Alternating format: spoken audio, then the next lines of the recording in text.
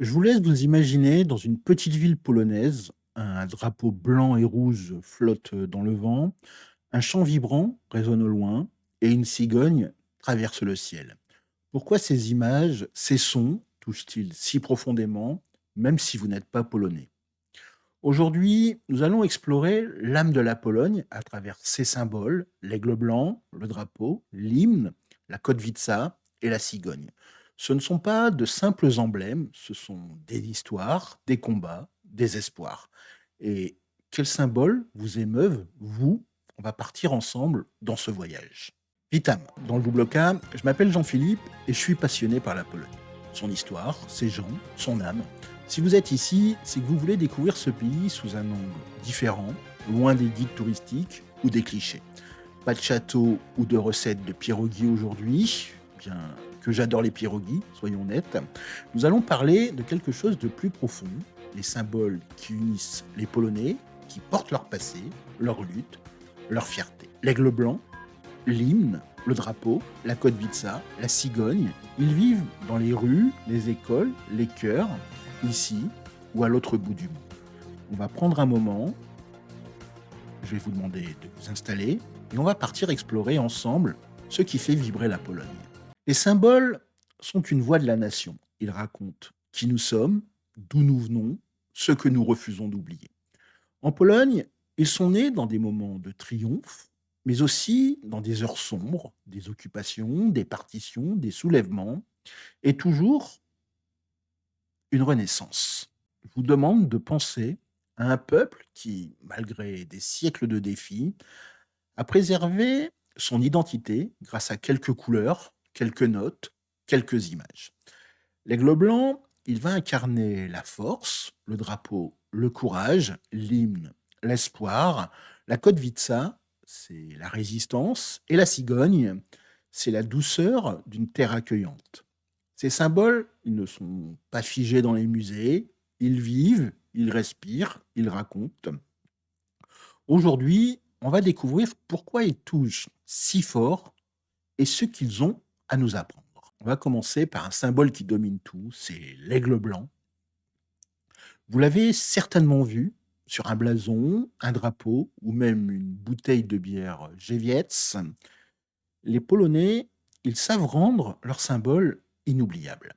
Cet aigle, en fait, il remonte à une légende ancienne. On raconte que Lech, l'un des trois frères mythiques fondateurs de la Pologne, a vu un aigle blanc planer dans un ciel rougeoyant au-dessus de Gniezno, qui était la première capitale de la Pologne. Il a pris cela comme un signe et il a décidé de bâtir sa nation là. Depuis, l'aigle est le gardien de l'identité polonaise. Mais son histoire, elle n'est pas sans épreuve. Sous le régime communiste de 1945 à 1989, les autorités lui ont retiré sa couronne, ce qui était un symbole de souveraineté, pour montrer que la Pologne n'était plus libre. En 1990, après la chute du communisme, la couronne est revenue. Il y a d'ailleurs des récits de Polonais qui décrivent ce moment comme un retour de la dignité, de cette liberté reconquise. Aujourd'hui, l'aigle, il est partout, sur les bâtiments officiels, dans les écoles, sur les maillots de l'équipe nationale. Et il dit un petit peu, nous sommes là et nous ne plierons jamais. Ensuite, passons au drapeau, ce blanc et rouge qui est si reconnaissable.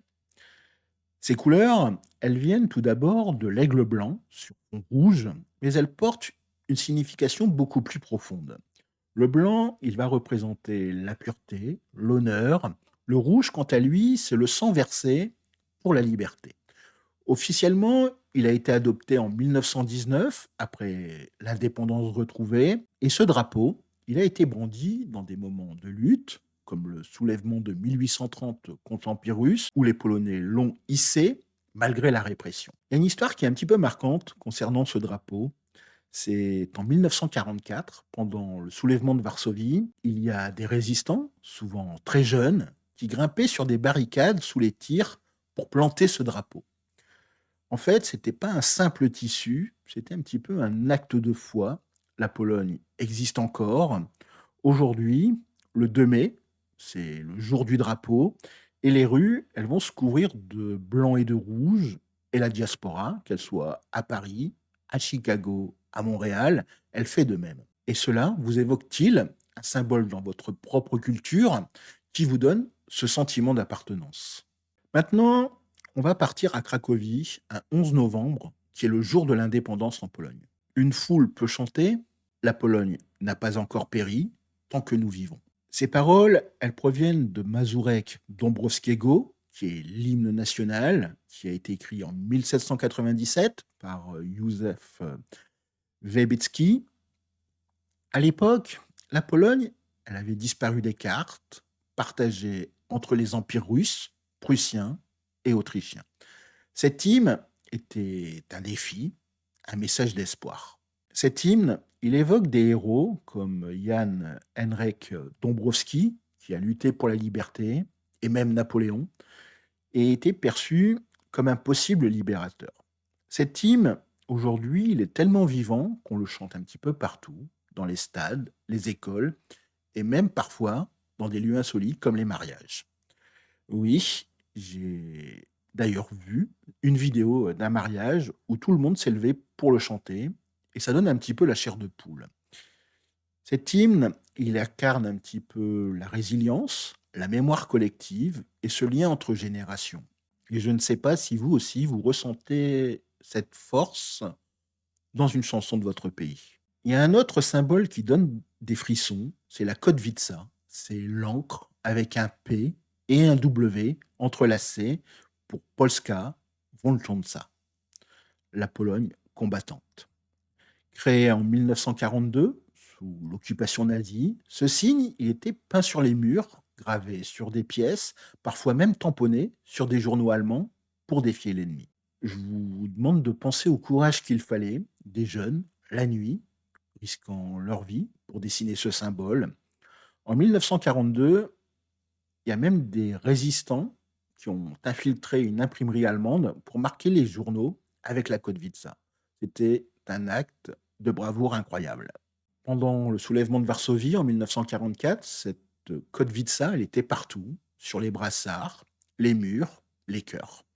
Aujourd'hui, on la voit sur de nombreux monuments, des t-shirts, même des tatouages. Elle incarne un petit peu la dignité face à l'adversité, la résistance contre l'impossible. Et je ne sais pas s'il y a aussi un symbole dans votre culture qui porte ce même courage. Enfin, on va passer à un symbole un petit peu plus doux, mais tout aussi puissant. C'est cette cigogne blanche. En fait, c'est pas un emblème officiel, mais il reste assez cher au cœur des Polonais. Dans les campagnes, vers Białystok ou encore en Mazurie, on a l'occasion de voir des nids perchés sur des poteaux ou des cheminées. Dans les contes, comme en Alsace, on va raconter que la cigogne apporte les bébés, cette croyance que l'on retrouve ailleurs, mais elle a une saveur particulière ici en Pologne. Il y a un ami de Toruń qui m'a raconté qu'un nid de cigogne près de sa maison a coïncidé avec la naissance de sa fille. Simple hasard, peut-être pas. La cigogne, elle représente l'hospitalité de la nature polonaise, la promesse du printemps, la beauté d'un pays attaché à ses terres. Elle incarne aussi cette forme de spiritualité populaire, le goût des rituels, le lien avec les racines. Quand vous la voyez planer, c'est comme un sourire de la Pologne qui vous dit bienvenue. Mais on va prendre un instant pour réfléchir. Pourquoi ces symboles nous touchent-ils autant? On pourrait penser qu'un drapeau, une chanson, un oiseau, ce n'est que du folklore. Pourtant, quand un Polonais voit un aigle blanc, il pense à des siècles de lutte. Quand il chante l'hymne, il ressent l'espoir d'un peuple qui n'a jamais renoncé. Et la Kotwica, elle rappelle des héros anonymes qui ont tout risqué. Cela dit, ces symboles, ils peuvent susciter quelques questions. Certains y voient une fierté trop forte, presque nationaliste. D'autres vont y trouver plutôt un refuge, un moyen de se souvenir. Je me rappelle d'ailleurs une conversation avec un ami qui trouvait que le drapeau polonais était trop présent. Je lui ai répondu, pour nous, c'est un rappel qu'on a failli disparaître. Je ne sais pas ce que vous en pensez. Et est-ce qu'un symbole peut-il porter trop d'histoire ou est-il essentiel pour rester ancré? Ce qui rend ces symboles si puissants, c'est qu'ils parlent à tous, pas seulement aux Polonais. La liberté de l'aigle blanc, le courage du drapeau, l'espoir de l'hymne, la bravoure de la Kotwica et la douceur de la cigogne, ce sont avant tout des valeurs humaines. Personnellement, quand je vois un drapeau polonais flotter à l'étranger, je repense à mes grands-parents, mes arrière-grands-parents, qui me parlaient de leur enfance en Pologne, les yeux un petit peu brillants. Ils me disaient: garde la Pologne dans ton cœur, où que tu sois. Ces symboles, ce sont des ponts qui relient les générations, les lieux, les histoires. Et vous, est-ce que aussi vous avez un symbole, une chanson, un drapeau ou un animal qui vous ramène à vos racines? Je vous demande de le partager et je serai ravi de le lire. En Pologne, ces symboles, ils vivent encore dans les écoles où les enfants apprennent l'hymne, dans les rues où la Kotwica est peinte pour commémorer, dans les campagnes où les cigognes reviennent chaque printemps. C'est ça, un petit peu la Pologne, un pays qui sait d'où il vient et il invite chacun à se connecter à quelque chose de plus grand. Nous voilà déjà au terme de ce voyage dans l'âme polonaise. L'aigle blanc, le drapeau, l'hymne, la Kotwica, la cigogne, ce ne sont pas de simples images ou de sons. Ce sont en fait des ponts entre le passé et l'avenir, entre les Polonais et vous. Ils parlent de mémoire, de résilience, de solidarité, d'un peuple qui a traversé l'histoire avec dignité. La prochaine fois que vous entendrez Mazurek Dąbrowskiego ou Erin Cigogne, je vous demande de prendre un moment pour écouter leur message. Peut-être parleront-ils de liberté, de courage ou d'un lieu qu'on appelle chez soi. Merci d'avoir partagé ce moment avec nous. Si cet épisode vous a touché, faites-le vivre, cliquez sur le pouce bleu, abonnez-vous pour ne rien manquer et partagez en commentaire quel symbole polonais vous a marqué ou peut-être un symbole de votre culture qui vous émeut. Vos histoires, elles m'intéressent et je lis tout. Partagez cette vidéo à quelqu'un qui aime la Pologne ou veut la découvrir autrement. Ensemble, donnons vie à ces récits. La prochaine fois, on va explorer un tout nouvel univers. Ce sont les bâtiments historiques polonais et leurs légendes. Des châteaux aux murmures royaux, des cathédrales pleines de secrets, des histoires qui vont certainement vous captiver. Je vous demande de rester connecté. Je vous dis à très bientôt. En attendant, je vous souhaite de passer une agréable journée. Yegodnia, à demain. Do jutra. À bientôt. Do zobaczenia.